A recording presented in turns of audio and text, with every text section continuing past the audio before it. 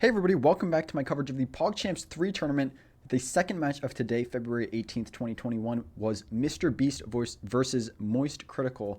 So MoistCritical definitely the favorite to win this match. He's a little more experienced in chess. He's played in PogChamps before. And Mr. Beast, sort of new to chess, has a lower rating, hasn't really been studying as much, but maybe Mr. Beast can pull an upset. So let's just get right into the game. Mr. Beast has the white pieces for the first game, and he starts with d4 as he did in his previous match. We have f5 from TurboFisto, MoistCritical, going for sort of a Dutch setup. And one other thing to know is that MoistCritical actually pre-moved the first 5 moves of this game, so maybe a little bit of confidence, or arguably even some overconfidence coming from MoistCritical. Anyway, we have e3 from Mr. Beast, a fine move versus the Dutch. We have knight f3, knight c3, g6, just going for that classical Dutch setup from MoistCritical. We have knight f3, continuing development, and bishop g7. And here Mr. Beast plays knight g5, which is not really the best move. You really just want to be developing your bishops here, maybe not to e2, but maybe to e3, or even c4. Yeah, you just want to continue developing instead of moving a piece that you've already developed. We have castles from MoistCritical, and bishop c4 check from Mr. Beast. We have e6, and now Mr. Beast plays h4, going, I don't even know what to call this. This is like some Alpha Zero, some people may call it caveman style. But yeah, this h4 and h5 idea, just trying to rip open black's kingside as fast as possible. Very modern strategy from Mr. Beast, and it is a viable one, so we'll see how it works out for him. It is weakening this kingside though, so Mr. Beast probably going to want to castle kingside, or maybe even play this this king f1 move, which is like, sometimes when you see h4, you also see king f1 instead of castles because the rook is being used for the h file. But king f1 might be a little too advanced for Mr. Beast. We'll more likely see just a natural castles queenside, or he may make a mistake and castle kingside later. We'll just have to see. We have d5 from MoistCritical, so not making this d6 blunder, which would hang this e6 pawn. d5, very good, and also forcing Mr. Beast to move the bishop once again, which he does. He moves it back to e2, a very excellent move, supporting his h5 idea. We have knight c6 from MoistCritical, continuing development, and Mr. Beast goes h5. And here MoistCritical, he's been moving very fast for these first 9 moves, and he takes right away with very little thought. And he probably should have, thought a little bit longer about this move, but it actually is working out for black. This move actually does allow white to force a draw. So probably what MoistCritical was thinking was, if you take my knight, I'm going to take your knight. So you don't have time to take my knight, or at least I can win a pawn here. White can actually force a draw here with knight takes h7, and this is just a crazy move. This is going to be very hard to see even for very experienced players. But after this, we would have king takes h7, and now bishop takes h5. So basically, this sacrifice, you're just deflecting the king to this h file here. And after the pawn takes the bishop and the queen takes on h5, we have king g8, and now we have the move e4, just opening up this line, totally abandoning your center, hanging both of these pawns basically, but black can't really do anything. So after a move like f takes e4, white can force a draw with queen h7 check, king f7, and then queen back to h5 check. The king can come to either of these squares, but it won't be good.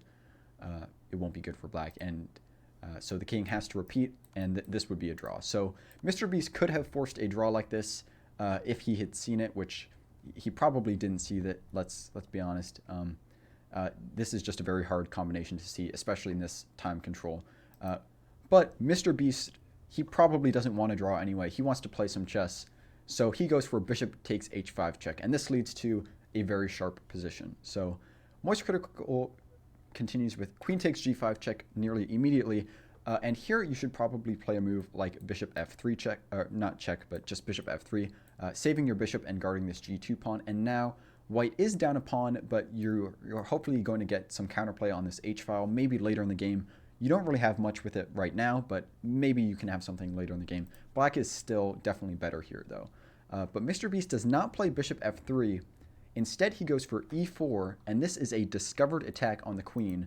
So he's hanging his e4 pawn, he's hanging his d4 pawn, but it is a discovered attack on the queen. The queen doesn't have time to take the bishop because it's defended by the rook. So Mr. Beast is basically saying you have to move your queen, and yeah, I guess he's just testing MoistCritical to see if he will see this discovered attack, which he does. MoistCritical does move the queen, does not take either of the hanging pawns in the center.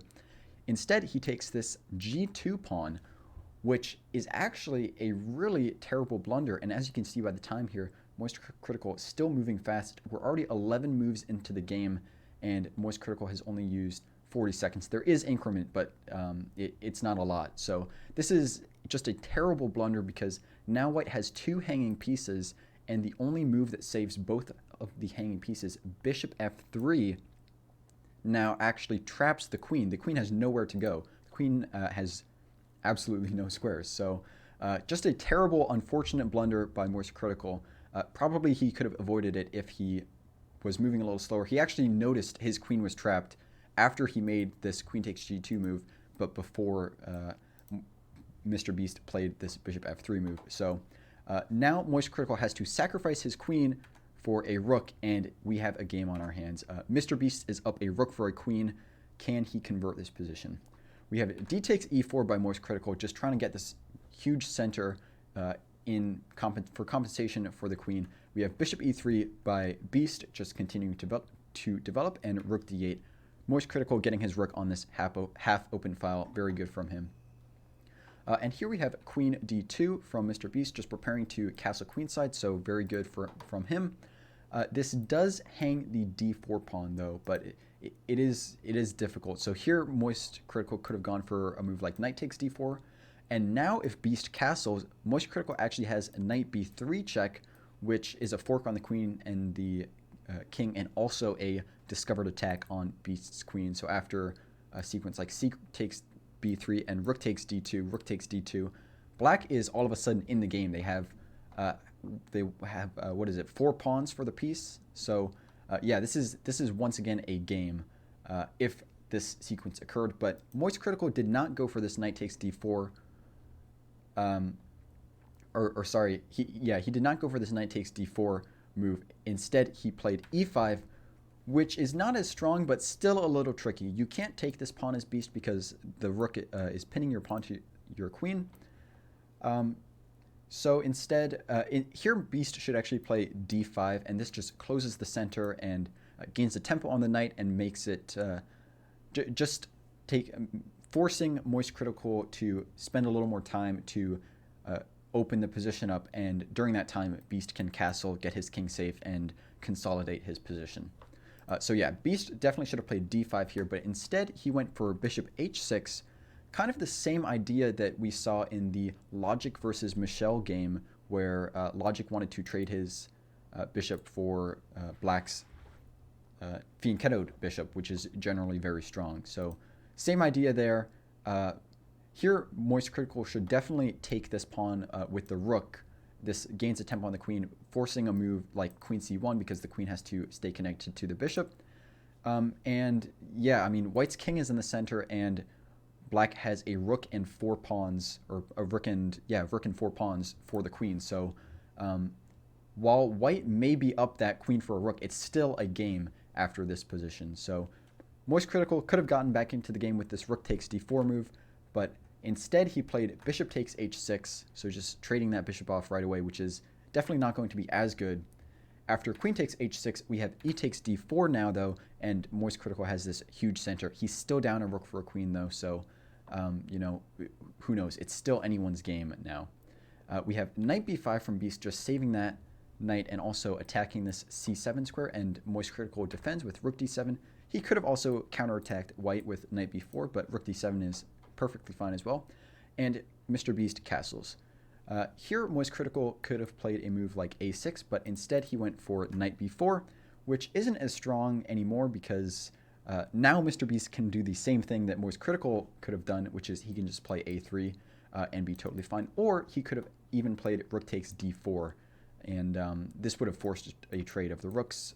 We could have something like knight takes a2, king b1, and knight b4. And yeah, this is a great position for white since you've traded black's center, you've traded more pieces, and black still hasn't even developed their last two pieces. So this definitely would have been good for Mr. Beast. However, instead of playing a3 or rook takes d4, instead of either of these moves, Beast sees his a2 pawn is attacked and defends it with king b1. Definitely not as strong as a3 or rook takes d4. Here we have d3 from MoistCritical, just trying to expose white's king, get some counterplay as quickly as possible. And here Beast makes a huge blunder. So here you need to play a move like c3 or even c takes d3 just to sort of close down this position. Also, you just can't allow black to take this pawn on c2 with check. It's a fork on the king and the rook. And the rook also guards the d1 square like this, so you just can't allow this capture at any cost. So Beast, however, maybe in a bit of time pressure, he's only got 20 seconds left, does not go for this. He instead goes for f3, I guess, trying to undermine MoistCritical's pawn center. I think that's his idea here. And so, yeah, this just allows MoistCritical to win instantly after d cross c2 check. It's a fork on the king and the rook, and also black is just going to promote. So there's nothing black can do, and there's nothing white can do to stop black from promoting. And even worse, this is actually going to be checkmate. So it doesn't matter if the king goes to a1 or c1, it's still going to be checkmate. We have king c1 in the game, and MoistCritical says good game with c takes d1 equals queen checkmate. So this was the game. And yeah, Mr. Beast almost pulled off the upset, but lost it back to MoistCritical in a bit of time pressure. Definitely a very exciting game, though, despite it being a little short. Yeah, I don't think I have anything else to say, so we'll see if Mr. Beast can bring it back and tie up the match in the second game and take this match to an Armageddon. Yeah, I don't think I have anything else to say about this game or this match, so check out my PogChamps 3 playlist up there. Check out the next game of the match on the left side of the screen, and thank you for watching. I love you all, and be sure to subscribe, like, comment, do all that stuff. I'll see you next time.